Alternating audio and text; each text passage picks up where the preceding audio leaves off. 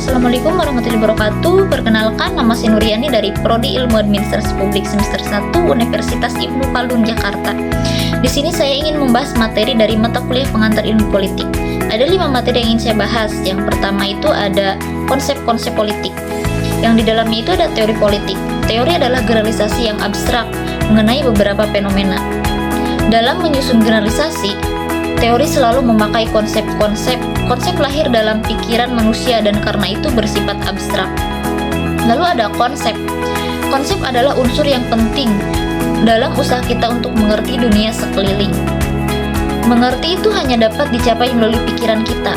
Konsep adalah konstruksi mental, suatu ide yang abstrak yang menuju pada beberapa fenomena atau karakteristik dengan sifat yang spesifik yang dimiliki fenomena itu sendiri. Lalu ada filsafat politik. Filsafat politik mencari penjelasan yang berdasarkan rasio. Ia melihat jelas adanya hubungan antara sifat dan hakikat dari alam semesta atau universe dengan sikap dan hakikat dari kehidupan politik di dunia fana ini. Pokok pikiran dari filsafat politik ialah bahwa persoalan-persoalan yang menyangkut alam semesta seperti metafisika dan epistemologi harus dipecahkan dulu sebelum persoalan-persoalan politik yang kita alami sehari-hari dapat ditanggulangi. Lalu ada ideologi politik. Ideologi politik adalah himpunan nilai-nilai, ide-ide, norma-norma, kepercayaan atau keyakinan suatu yang dimiliki seorang atau sekelompok atas dasar mana ia menentukan sikapnya terhadap kejadian dan problematika politik yang dihadapinya dan yang menentukan perilaku politiknya. Lalu ada masyarakat. Masyarakat adalah keseluruhan antara hubungan-hubungan antar manusia. Biasanya anggota-anggota masyarakat menghuni suatu wilayah geografis yang mempunyai kebudayaan-kebudayaan dan lembaga-lembaga yang kira-kira sama. Masyarakat dapat menunjuk pada masyarakat kecil, misalnya masyarakat kelompok etnis Batak di Sumatera Utara atau suatu masyarakat seperti ini. Anggota masyarakat dapat berinteraksi satu sama lain karena faktor budaya dan faktor agama atau etnis. Lalu ada negara. Negara merupakan integrasi dari kekuasaan politik. Negara adalah organisasi politik dari kekuasaan politik dari masyarakat yang mempunyai kekuasaan untuk mengatur hubungan-hubungan manusia dalam masyarakat dan menertibkan gejala-gejala kekuasaan dan masyarakat. Manusia hidup dalam suasana kerjasama, sekaligus suasana antagonis dan penuh pertentangan. Kemudian ada sifat-sifat negara. Yang pertama itu ada sifat memaksa, agar peraturan perundang-undangan ditaati dan dengan demikian penertiban dalam masyarakat tercapai serta timbulnya anarki dicegah. Maka negara memiliki sifat memaksa dalam arti mempunyai kekuasaan untuk memakai kekerasan fisik secara legal. Yang kedua itu ada sifat monopoli. Negara mempunyai monopoli dalam menetapkan tujuan bersama dari masyarakat. Yang ketiga ada sifat mencakup semua. Semua peraturan perundang-undangan, misalnya keharusan membayar pajak, berlaku untuk semua orang tanpa terkecuali. Lalu ada unsur-unsur negara. Yang pertama itu ada wilayah. Setiap negara menduduki tempat tertentu di muka bumi dan mempunyai perbatasan tertentu. Lalu ada penduduk.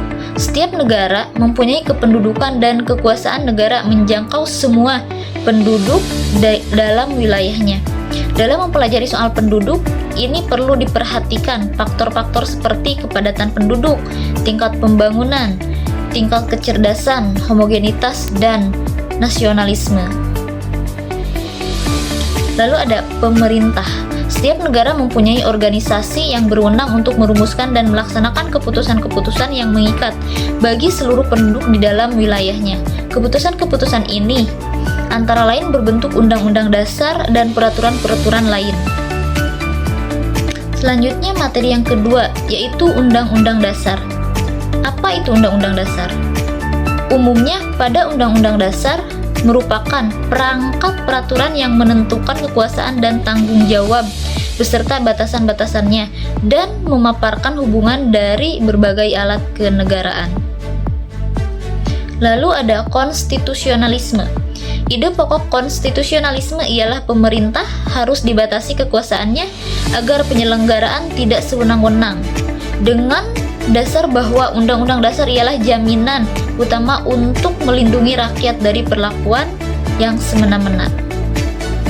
Selanjutnya itu ada ciri-ciri umum Undang-Undang Dasar.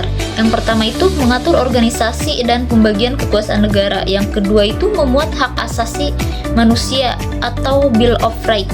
Yang ketiga itu memuat prosedur perubahan Undang-Undang Dasar atau amandemen. Yang keempat itu memuat larangan yang bisa merubah sifat tertentu dari Undang-Undang Dasar. Yang kelima itu ada merupakan aturan hukum tertinggi. Dan yang keenam itu memuat cita-cita dan ideologi suatu negara. Lalu selanjutnya ada amandemen Undang-Undang Dasar. Umumnya Undang-Undang Dasar tidak dapat diubah karena hal itu akan menurunkan simbolis undang-undang itu sendiri. Di Indonesia, wewenang untuk melakukan amandemen Undang-Undang Dasar terdapat di tangan Majelis Permusyawaratan Rakyat atau MPR dengan ketentuan bahwa quorum adalah sepertiga anggota MPR, sedangkan usul perubahan Undang-Undang Dasar diterima oleh sepertiga dari anggota yang hadir. Selanjutnya, materi yang ketiga yaitu hak asasi manusia. Apa itu hak asasi manusia? Hak asasi manusia biasanya dianggap sebagai hak yang dimiliki setiap manusia, yang melekat atau inheren padanya karena dia adalah manusia. Dalam Mukadimah Konvenen Internasional Hak Sipil dan Politik 1966, dicanangkan hak-hak ini berasal dari hakikat dan martabat yang melekat pada manusia. Hak ini sangat mendasar atau asasi, fundamental sifatnya, yang mutlak diperlukan agar manusia dapat berkembang sesuai dengan bakat, cita-cita, serta martabatnya. Lalu ada hak asasi manusia di Indonesia. Pada masa demokrasi parlementer, pada masa ini tidak memiliki cukup waktu untuk membahas tentang HAM, karena bertepatan dengan perumusan Undang-Undang Dasar 1945. Kemudian dimasukkan HAM ke dalam Undang-Undang Dasar 1945 dan diperlengkap pada tahun 1949 dan 1950, berakhir pada saat terjadinya konflik dan munculnya dekret presiden. Lalu masa demokrasi terpimpin. Pada masa ini Indonesia kembali ke masa Undang-Undang Dasar 1945. Dengan sendirinya, hak asasi manusia kembali terbatas, berakhir pada tahun 1966. Masa demokrasi Pancasila. Banyak sekali proses jatuh bangun tentang HAM pada masa Orde Baru ini. Dari mulai ekonomi sampai kebebasan berpendapat. Sehingga pada akhirnya kekuasaan Soeharto jatuh diserahkan pada wakil presiden. Lalu masa reformasi pada masyarakat. Dibebaskan mengutarakan pendapat, sehingga banyak masyarakat menggelar seminar untuk mengkritik pemerintah. Karena kebebasan berpendapat ini banyak bermunculan konflik yang berakhir dengan kekerasan. Hak asasi perempuan, terdapat dua makna hak ini, yaitu perempuan adalah manusia dan transformasi relasi sosial melalui perubahan relasi kekuasaan yang berbasis gender. Lalu ada amandemen 2 Undang-Undang Dasar 1945. Di bawah pemerintah Megawati Soekarno Putri telah terdapat peningkatan yang signifikan dalam pemajuan hak asasi secara formal. Selanjutnya kita ke materi yang keempat, yaitu ada demokrasi. Demokrasi berasal dari bahasa Yunani, yaitu demos yang artinya rakyat, dan kratos atau kratiin yang artinya kekuasaan, yang dimana kekuasaan berada di tangan rakyat.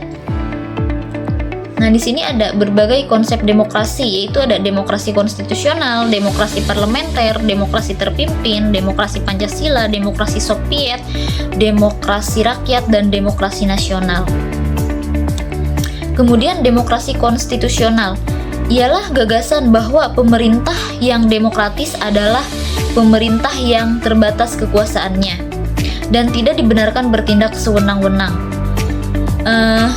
Pemerintah perlu dibatasi dan pernah dirumuskan oleh seorang filsuf sejarah Inggris, Lord Acton, dengan mengingat bahwa pemerintah selalu diselenggarakan oleh manusia, dan ada salah satu dalilnya yaitu manusia yang memiliki kekuasaan cenderung akan menyalahgunakan kekuasaannya. Lalu ada perkembangan demokrasi di Asia, yaitu Pakistan dan Indonesia. Demokrasi Pakistan ketika lahir pada tahun 1947. Pakistan terdiri atas dua bagian, Pakistan Barat dan Pakistan Timur, yang satu sama lain terikat karena persamaan agama, yaitu agama Islam. Pakistan Timur dalam bahasa dan kebudayaan berorientasi kepada Bengal, sedangkan Pakistan Barat kepada Punjab. Lalu ada demokrasi Indonesia. Perkembangan demokrasi di Indonesia telah mengalami pasang surut. Selama 25 tahun berdirinya Republik Indonesia, ternyata masalah pokok yang kita hadapi ialah bagaimana dalam masyarakat yang beraneka ragam pola budayanya mempertinggi tingkat kehidupan ekonomi di samping membina suatu kehidupan sosial dan politik yang demokratis. Lalu kesimpulan dari demokrasi. Demokrasi merupakan hasil evolusi panjang dari perjuangan manusia untuk mencapai kebebasan, kesetaraan, dan keadilan dalam kehidupan bernegara. Dari akar pemikiran di Yunani kuno yang menempatkan rakyat sebagai pusat kekuasaan, hingga berkembang menjadi sistem modern yang menekankan hak asasi manusia dan partisipasi politik. Demokrasi telah melalui berbagai tahap perubahan, tantangan, serta pembaruan. Selanjutnya ada materi yang terakhir, yaitu materi yang kelima. Di sini ada badan eksekutif, legislatif, dan yudikatif. Dalam sistem politik, kekuasaan negara dibagi menjadi 3 lembaga utama, yaitu badan eksekutif, badan legislatif, dan badan yudikatif. Pembagian ini bertujuan untuk menjaga keseimbangan kekuasaan agar tidak terjadi penyalahgunaan wewenang. Di sini ada konsep trias politika. Gagasan trias politika diperkenalkan oleh Montesquieu yang menekankan pentingnya pemisahan kekuasaan. Tujuannya agar kekuasaan tidak terpusat pada satu pihak, melainkan tersebar agar saling mengawasi. Lalu ada badan eksekutif. Badan eksekutif adalah lembaga yang melaksanakan undang-undang dan menjalankan pemerintahan. Biasanya dipimpin oleh presiden, perdana menteri, atau raja, tergantung sistem pemerintah. Fungsi utama untuk melaksanakan kebijakan publik, mengatur administrasi negara, dan memimpin hubungan luar negeri. Selanjutnya ada struktur badan eksekutif. Kepala negara, simbol dan pemersatu bangsa. Kepala pemerintah, pengambil keputusan politik utama. Lalu pemerintah dan pejabat pelaksana membantu menjalankan kebijakan pemerintahan. Selanjutnya, badan legislatif. Badan legislatif berfungsi untuk membuat undang-undang dan mengawasi pelaksanaannya. Dalam sistem demokrasi, lembaga ini mewakili rakyat dan sering disebut parlemen atau DPR. Fungsi utama yaitu legislasi atau membuat undang-undang. Yang kedua itu pengawasan, kontrol terhadap eksekutif. Lalu yang ketiga itu anggaran, menetap APBN. Lalu ada struktur badan legislatif. Pertama, majelis atau DPR, pembuat kebijakan utama. Yang kedua, komisi atau panitia, mengelola bidang-bidang tertentu. Yang ketiga, pemimpin lembaga, mengordinasi kegiatan legislatif. Lalu badan yudikatif. Badan yudikatif merupakan lembaga yang berwenang menegakkan hukum dan keadilan. Tugas utamanya yaitu menafsirkan undang-undang, mengadili pelanggaran hukum, menjaga supremasi konstitusi. Lembaga ini harus independen dari pengaruh eksekutif dan legislatif. Yang terakhir itu ada hubungan antar lembaga. Ketiga lembaga berhubungan dan mengawasi. Eksekutif melaksanakan undang-undang dari legislatif. Legislatif mengawasi eksekutif. Yudikatif memastikan semua berjalan sesuai hukum. Hubungan ini menciptakan sistem check and balance.